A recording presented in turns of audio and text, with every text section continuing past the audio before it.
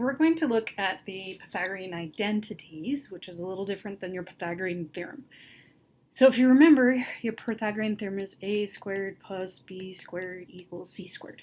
If we put our triangle in a coordinate plane, this is a, this is b, this is c. Now, if we look at this, this is our x coordinate, this is our y coordinate, and this is our hypotenuse, which also is part of this circle, so it also can be the radius of this circle. So we could also write this as x squared plus y squared equals r squared. Or you can see that this is an equation of a circle. Now, if we take each one of these and we divide it by r squared, we get x squared over r squared plus y squared over r squared equals 1. Well, we can rewrite this using our exponent rules as x over r squared plus y over r squared equals 1. Now, if we were to look here, as this angle is our theta, that means that this side would be our opposite, this side would be the adjacent, and that side is still the hypotenuse. So if we look at x over r, or the hypotenuse, that would be the adjacent over the hypotenuse. Well, adjacent over hypotenuse is really what trig function? Well, it's cosine. So this is cosine of theta, because that's our angle, and then that's squared, plus, well, if we look at y over r, it's the opposite over the hypotenuse, which is opposite over hypotenuse, and then that's squared. Well, opposite over hypotenuse is the same thing as sine of theta, and we're squaring that equals 1. Now, when we square trig functions, it's conventional to write the squared after the trig function word, but before the angle measurement. So this would be cosine squared plus sine squared of theta equals 1. And it is conventional to do, when we talk about the Pythagorean identity, it's typically written with sine first. So sine squared plus cosine squared equals 1. Right? So you need to memorize this and be able to remember it. We're going to be using this and manipulating it quite a bit. So sine squared plus cosine squared equals 1. Okay? Now, if we take that and we use sine squared plus cosine squared of theta equals 1, if I divide each of these things by sine squared,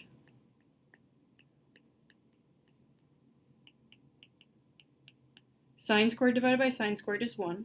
Cosine divided by sine is, I'm looking without the squareds for a second. Oh, we may not have talked about that. We'll pause, come over here. So if we look at our tangent of theta, notice our tangent of theta is y over x, but our cosine of theta is not y. Try again. Our cosine, oh, that's not how I want to write that. You don't know that part yet. Cosine of theta, tangent of theta is opposite over adjacent. This is how we'll write it. Cosine is adjacent over hypotenuse, and sine of theta is hypotenuse over, no, sorry, I went reciprocal in my mind for the next part that I'm showing you.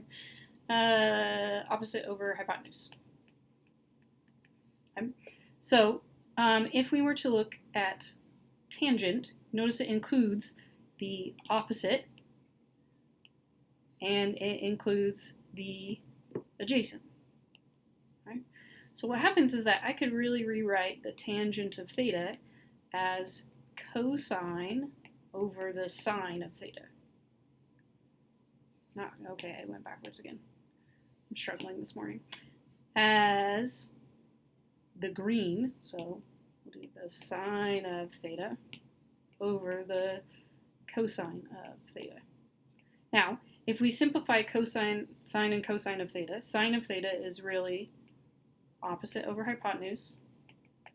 Cosine is really adjacent over hypotenuse.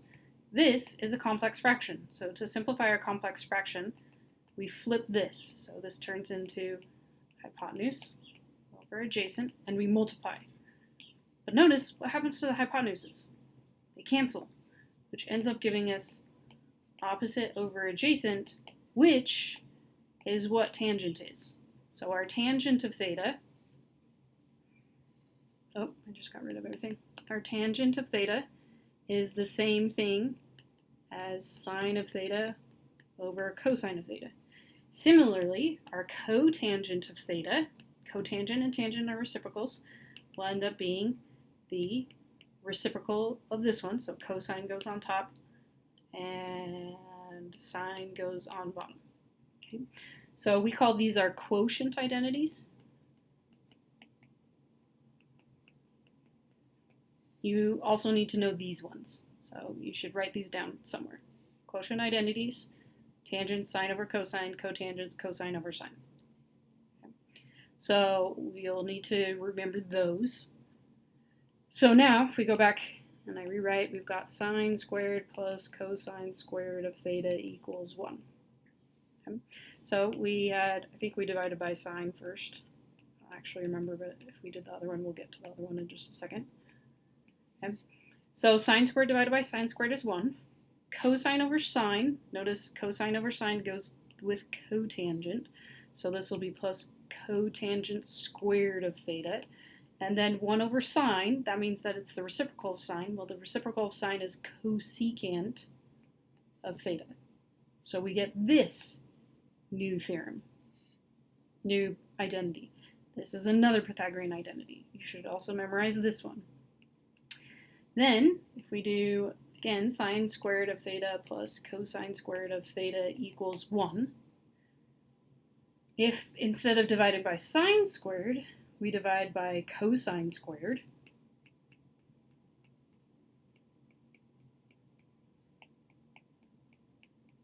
sine squared divided by cosine squared, sine over cosine is our tangent, so this goes to tangent squared of theta.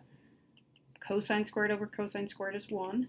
And then 1 over cosine is going to be the reciprocal of cosine. The reciprocal cosine is secant. And then since it's squared, it's going to be secant squared of theta. Okay. So you have these three identities. I'll rewrite the original one. Sine squared plus cosine squared of theta equals 1. So these are your three Pythagorean identities. 1 plus cotangent squared equals cosecant squared. Sine squared plus cosine squared equals 1. Tangent squared plus 1 equals secant squared.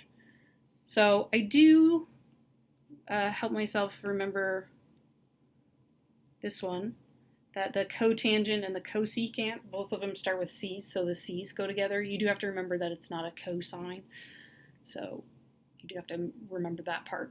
But that's the one that I have to help you memorize. But otherwise, you should just outright memorize these three because we're going to be utilizing them all the time, and you'll also need them when you do calculus as well.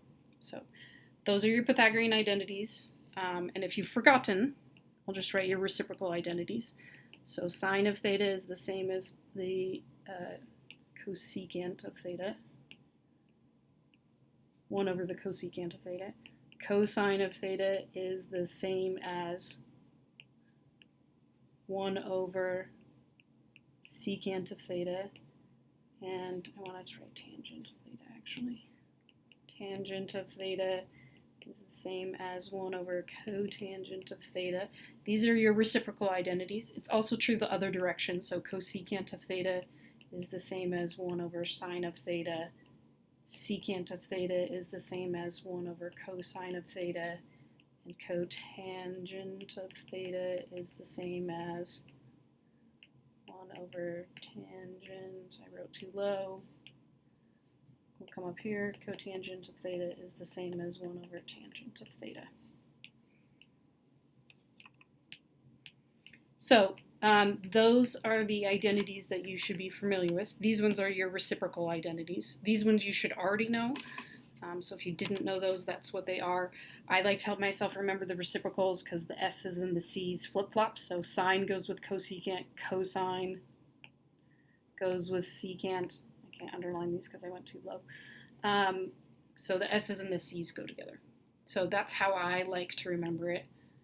You do have to remember that it's the original three, sine, cosine, and tangent, and then your reciprocal three, which are cosecant, secant, and cotangent. And you have to remember that cotangent, even though it starts with a C, that it should sound like it goes with tangent because it's cotangent. So those are the ways that I help myself remember those. So those are your Pythagorean identities that you need to remember.